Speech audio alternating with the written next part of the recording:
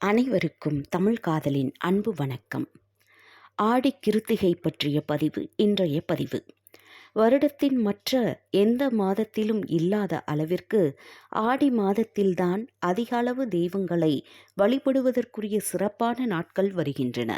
அதில் ஒன்றுதான் முருகப்பெருமானின் வழிபாட்டிற்கு உரிய ஆடி கிருத்திகை.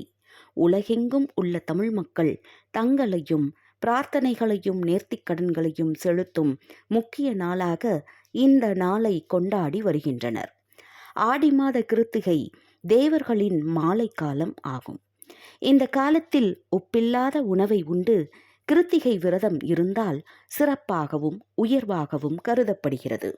பலரும் இந்த ஆடி மாதத்தில் இருந்து துவங்கி 6 மாதங்கள், அதாவது கார்த்திகை விரதம் இருந்து தை மாத கார்த்திகையில் விரதத்தை முடிப்பார்கள்.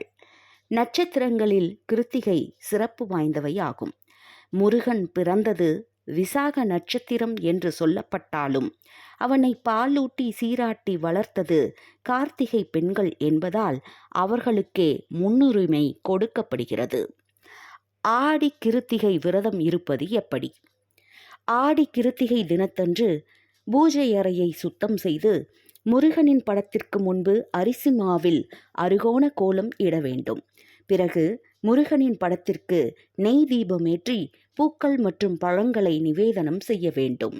பிறகு கந்த சஷ்டி கவசம் அல்லது சண்முக கவசத்தை முருகனை மனதில் நினைத்து படிக்க வேண்டும். முடிந்தவர்கள் இந்த தினம் முழுவதும் முருகனுக்கு விரதம் இருப்பது சிறப்பு. மாலையில் வீட்டில் அல்லது வீட்டிற்கு அருகாமையில் உள்ள முருகன் கோயிலுக்கு சென்று முருகனை வழிபட்டு விரதத்தை நிறைவு செய்யலாம். ஆடி கிருத்திகை விரத பலன்கள். வேலனை வணங்குவதே நமது முதல் வேலை என்று சொல்வது போல வேல் முருகனை வணங்கினால் அனைத்து வகையான தோஷங்களும் நீங்கும்.